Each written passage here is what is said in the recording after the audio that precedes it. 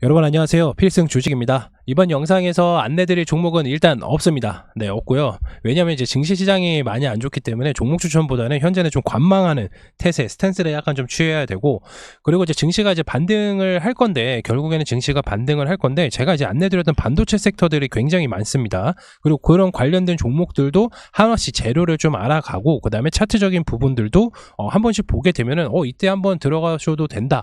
그 부분을 좀 이해하실 수가 있을 겁니다. 그래서 그 부분 내용들 한번 재료 한번 확인해 주시고요.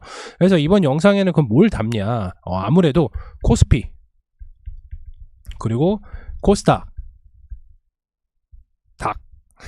코스닥 네, 반등 시점을 좀 안내를 드리도록 하겠습니다. 반등 시점은 제가 예상하고 있는 저도 이제 주식 경험이 거의 한 15년 차 정도가 돼서 대체적으로 이제 증시가 안 좋았을 때랑 그리고 좋았을 때 너무 명확하게 갈리는 타점들이 좀 많이 있고, 그리고 과거에 우리가 증시가 하락을 했을 때 그런 데이터들을 제가 좀 갖고 있기 때문에 어느 정도 타점 부분에 대해서 좀 설명을 드리도록 하겠습니다.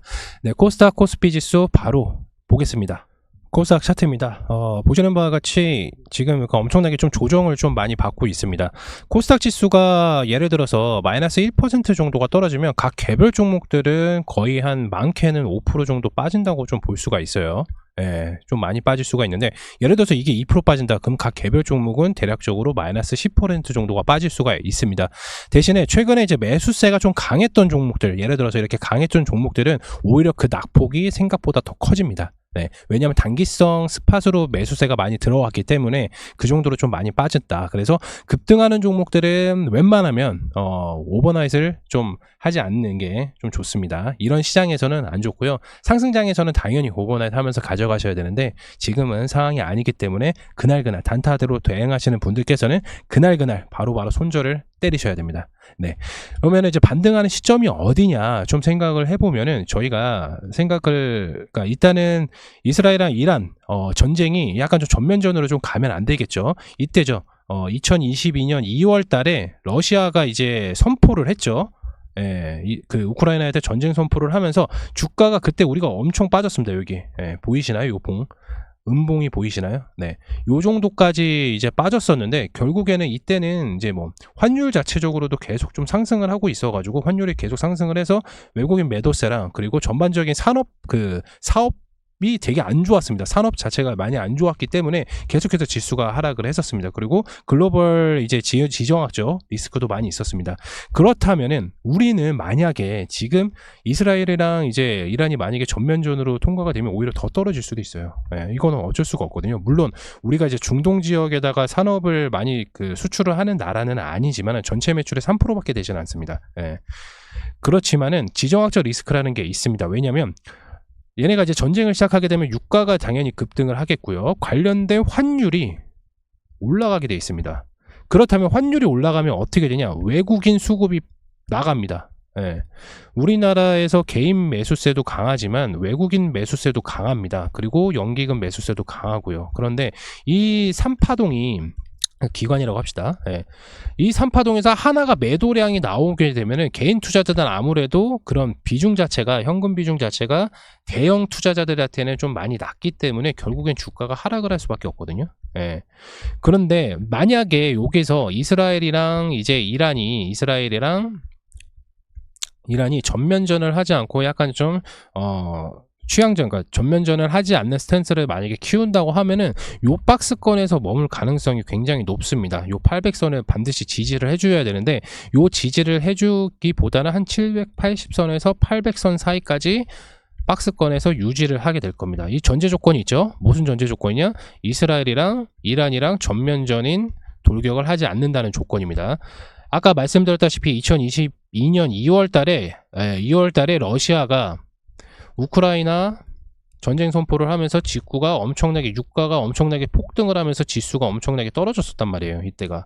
근데 이때까지 계속해서 이게 전면전을 통해서 전쟁이 완전히 일어난 상태잖아요. 이게.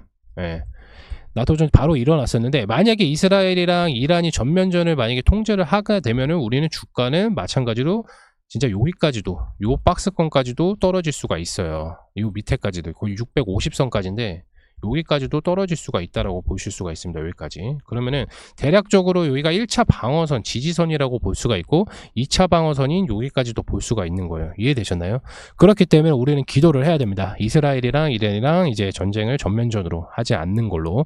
그렇지만은 이미 올라간 환율 자체가 얼마 전에 이제 1390원을 뚫으면서 엄청난 이제 외국인 자본 물량들이 주식시장에서 빠져나갔습니다. 그렇기 때문에 주가가 엄청나게 좀 많이 빠졌었는데, 마찬가지로 지금도 다시 한 번 더 환율이 올라갈 가능성이 좀 스탠스가 좀 많이 높긴 합니다. 지금 당장에. 그런데 여기에서 이제 주가적인 부분이 좀 방어가 된다고 하면은 중동적인 이슈가 어느 정도 좀 해소가 돼야 되고, 두 번째는 이제 환율 자체가 이슈가 해소가 되면 당연히 환율 자체가 좀 떨어지기 때문에 그 부분도 좀 참고를 하셔야 되고, 환율 부분이 또 올라가는 건 뭐다? 바로 이제 금리 인하가 계속 이제 지연이 된다는 거거든요.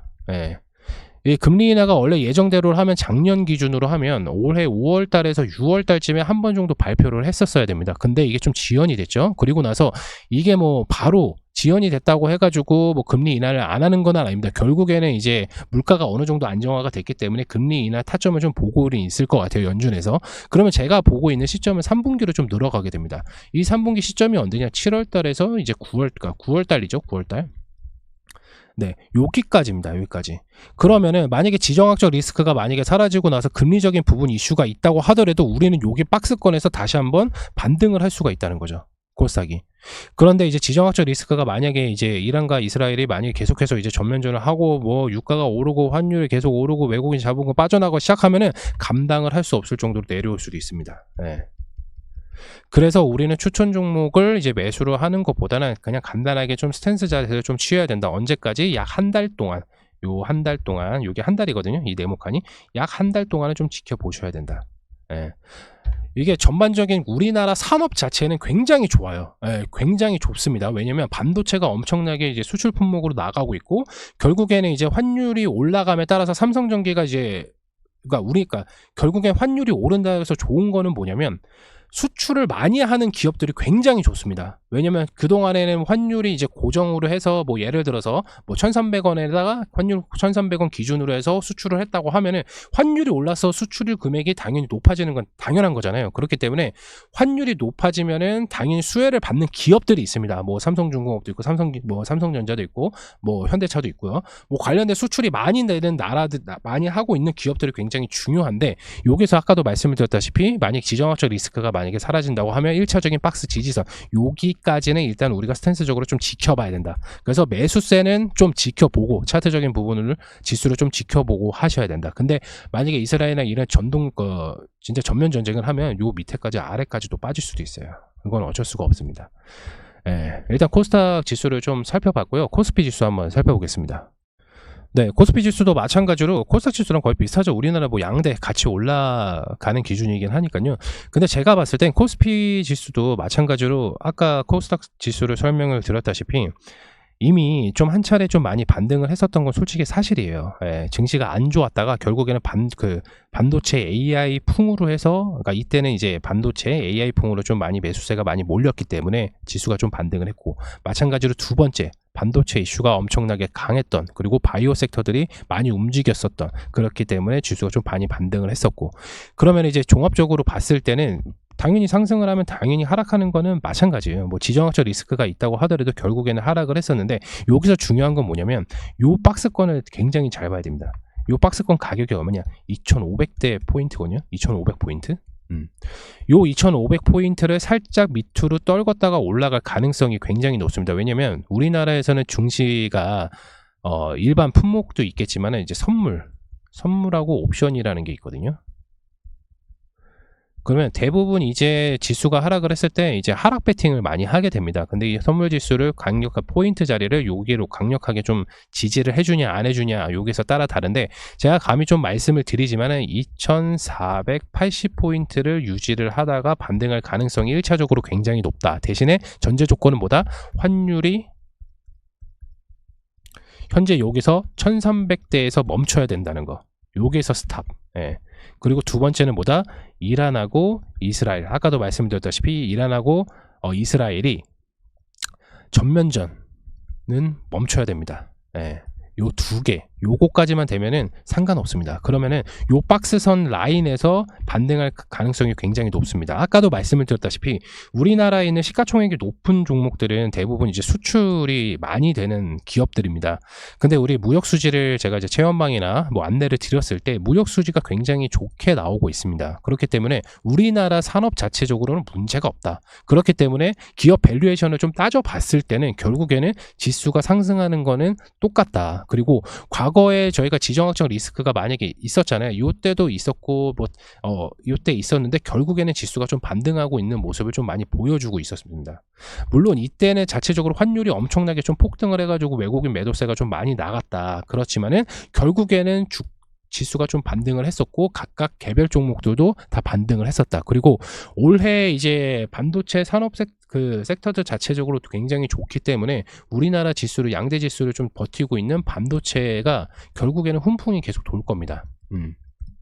그렇기 때문에 지수는 과감하게 좀 반등을 할 수가 있습니다. 그래서 코스피 종목을 좀 매수하시는 분들께서는 지금 당장의 매수는 하지 마시고 2500선 라인 기준에서 어떻게 움직이느냐에 따라서 매수를 하셨으면 좋을 것 같아요. 이 모든 과정을 저희 체험방에서도 당연히 안내를 드리고 있는데, 이게 흔히 말하는 거는 이제 마켓 타이밍이라고 합니다. 주식에서는 요 타이밍이 굉장히 중요하잖아요. 타이밍.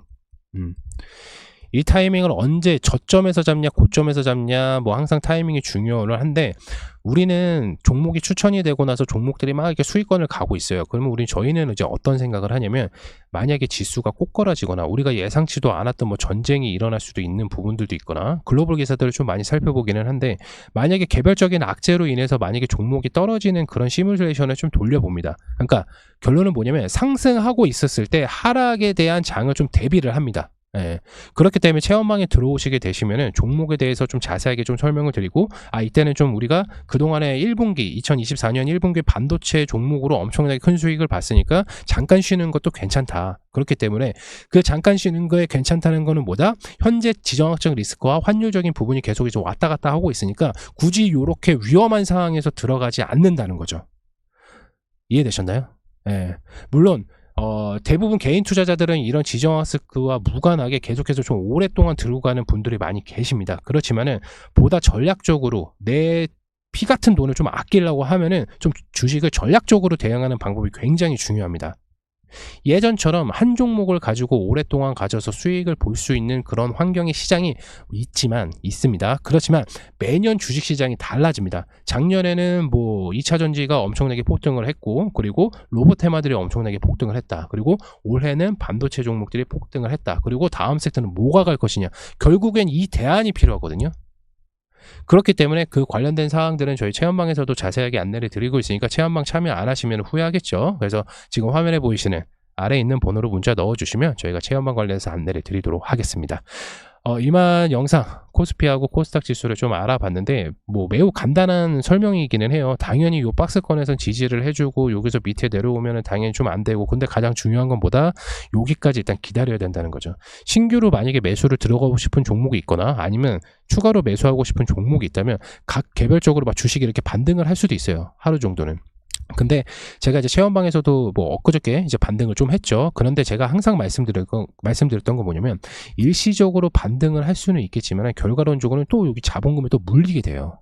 또 이제 지수가 또 하락을 하면 뭐 종목이 하락을 하면 어떡할 거예요. 일단 완벽하게 지지선을 형성한 다음에 들어가도 전혀 늦지가 않다. 일시적으로 반등했다고 해서 여기에서 몇 프로 먹겠다고 뭐 하는 게 아니라, 완벽하게 반등하는 구간 지지 라인을 확인하고 들어가도 결코 늦은 시간은 아니니까 그 부분을 기다려 달라는 거죠. 그래서 아까 말씀드렸던 코스피 지수 반등하는 박스권 구간, 그리고 코스닥 지수에서 반등을 할 수 있는 그 박스권 구간을 안내를 드렸으니까 갖고 계신 종목들 중에 코스피나 코스닥을 확인을 하셔가지고 제가 말씀드렸던 그 부분 지지선까지 좀 기다리시다가 그 다음에 들어가셔도 늦진 않으니까 그 부분 참고하셨으면 좋을 것 같습니다.